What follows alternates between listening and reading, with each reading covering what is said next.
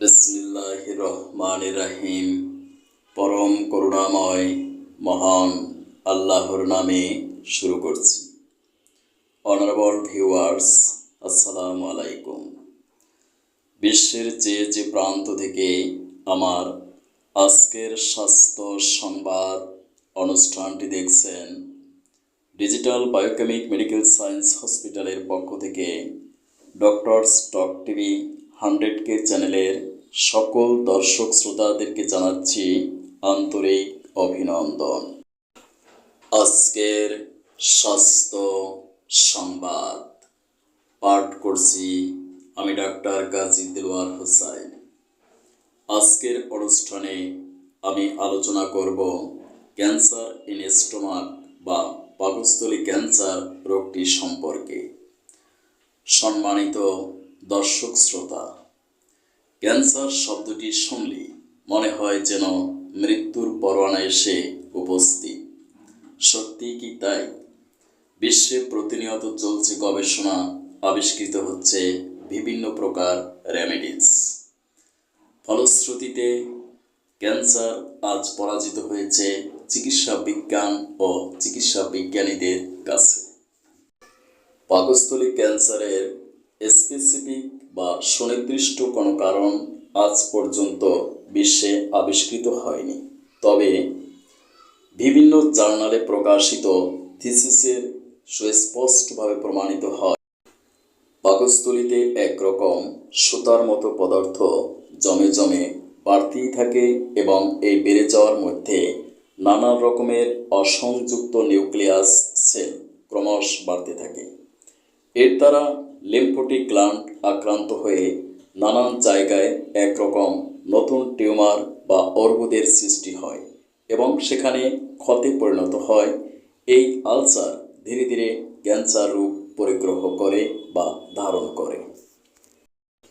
পাকস্থলী ক্যান্সারের ক্ষেত্রে বিশেষ কিছু সিমটমস বা লক্ষণ এক্সপ্রেশন করে, যেমন পেটের সামান্য চাপ দিলেই ব্যথা বেড়ে যায়, বমি হবার পরে পেটের বেদনা কমে না, রোগ যত পুরনো হয় রোগী তত জীর্ণ শীর্ণ হতে থাকে এবং রোগী ক্রমে ক্রমে রক্তহীন হয়ে পড়ে। যেহেতু পেটে অসহ্য বেদনা থাকে, সেজন্য রোগী পেটে হাত দিতে বাধ্য হয়। রক্ত বমি হয় এবং রক্ত স্বল্পতার ভাব থাকে।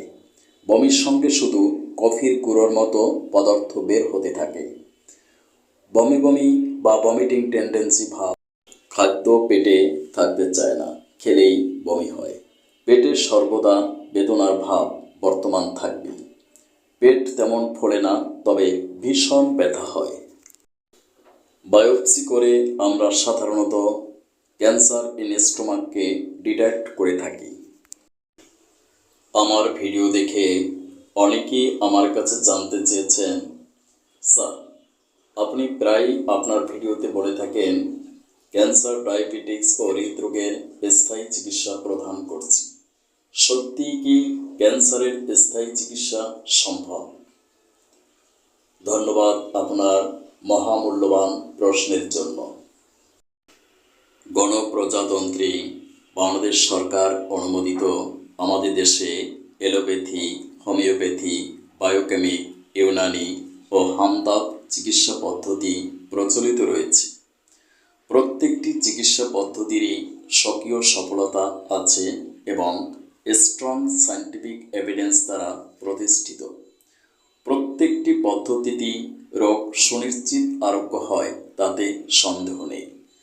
কিন্তু কোনো পদ্ধতি স্বয়ং সম্পূর্ণ নয়। তাই আমি দীর্ঘদিন গবেষণার মাধ্যমে স্থায়ী চিকিৎসা প্রদানের লক্ষ্যে মেনটেপ নামক একটি চিকিৎসা পদ্ধতি আবিষ্কার করেছি। এই পদ্ধতিতে আমি ক্যান্সার, ডায়াবেটিস, হৃদরোগ সহ প্রায় 80% রোগের সফল চিকিৎসা প্রদান করছি। বায়োকেমিক মেডিসিনের মাধ্যমে পাকস্থলীর ক্যান্সারের স্থায়ী চিকিৎসা সম্ভব, কারণ MBBS কোর্সে বায়োকেমিস্ট্রি এবং DHMS কোর্সে বায়োকেমিক নামক দুটি সাবজেক্ট পড়ানো হয়। অ্যাকর্ডিং টু বায়োকেমিস্ট্রি আমাদের মানবদেহ গঠিত হয়েছে বিলিয়ন বিলিয়ন সেল বা কোষের সাহায্যে। এই কোষগুলোর অভ্যন্তরে রয়েছে cytoplasm, protoplasm, mitochondria, Golgi body, chromosome, nucleus, DNA, RNA নামক ক্ষুদ্র ক্ষুদ্র মাইক্রো অর্গান বা পার্টিকেলস। এই ক্ষুদ্র মাইক্রো অর্গানগুলোকে সক্রিয় ও অ্যালাইভ রাখে some essential vitamins, minerals and biochemic salt. বিশেষ করে যদি বায়োকেমিক সল্টের ডেফিসিয়েন্সি বা অভাব ঘটে তখন কোষগুলো ড্যামেজ হয়ে যায়, ফলে আমাদের মেটাবলিজমিক প্রক্রিয়ার ব্যাঘাত ঘটে এবং ক্যান্সার, ডায়াবেটিস, হৃদরোগ সহ বিভিন্ন প্রাণঘাতী রোগে আমরা আক্রান্ত হই। যদি সূক্ষ্ম মাত্রায় বায়োকেমিক মেডিসিনগুলো প্রয়োগ করা হয় তাহলে কোষগুলো পুনরায় সজীব, সতেজ ও সক্রিয় হয়ে উঠবে, ফলে আমরা ক্যান্সার, ডায়াবেটিস, হৃদরোগ সহ বিভিন্ন জটিল কঠিন রোগ থেকে চিরমুক্তি লাভ করতে পারবো ইনশাআল্লাহ। যাদের বিশ্বাস করতে কষ্ট হয় তাদের উদ্দেশ্যে আমি একটি সায়েন্টিফিক এভিডেন্স প্রেজেন্ট করছি। আপনারা অনেকেই জানেন একটা সময় ছিল যখন গ্রাম কি গ্রাম মানুষ ডায়রিয়াতে মারা যেত। তখন ডাক্তার কিংবা সাধারণ মানুষ কারোরই জানা ছিল না এক চিমটি লবণ, এক মুঠো গুড় দ্বারা তৈরি খাবার স্যালাইন একটা মানুষের লাইফকে সারভাইভ করতে পারে। এখন প্রশ্ন হলো, কেন খাবার স্যালাইন পান করানোর পর ডায়রিয়া রোগীটি প্রাণে বেঁচে গেল? কারণ এই খাবার স্যালাইনের মধ্যে ছিল সোডিয়াম ক্লোরাইড বা খাবার লবণ, যা এক প্রকার বায়োকেমিক সল্ট, ন্যাট্রাম মিওর। এই ন্যাট্রাম মিওরের অন্যতম প্রধান ফাংশন হলো আমাদের দেহের ওয়াটার ব্যালেন্স রক্ষা করা, অর্থাৎ পানির ভারসাম্য বজায় রাখা। যখন ডায়রিয়া রোগীর মধ্যে ন্যাট্রাম মিওরের ডেফিসিয়েন্সি ঘটল তখন দেহের সমস্ত পানি ডায়রিয়া রূপে বেরিয়ে গেল, ফলে পানি শূন্যতা হয়ে বা ডিহাইড্রেশন হওয়ার ফলে রোগটি মারা যেত। যখন সূক্ষ্ম মাত্রায় এই ন্যাট্রাম মিওর লবণকে দ্রবীভূত করে পান করানো হলো তখন কোষগুলো পুনরায় সজীব, সতেজ ও সক্রিয় হয়ে উঠল, ফলে লোকটি প্রাণে বেঁচে গেল। এই এভিডেন্স থেকে সুস্পষ্টভাবে প্রমাণিত হয় বায়োকেমিক মেডিসিনের মাধ্যমে ক্যান্সার, ডায়াবেটিস, হৃদরোগ সহ বিভিন্ন প্রাণঘাতী রোগের স্থায়ী চিকিৎসা সম্ভব।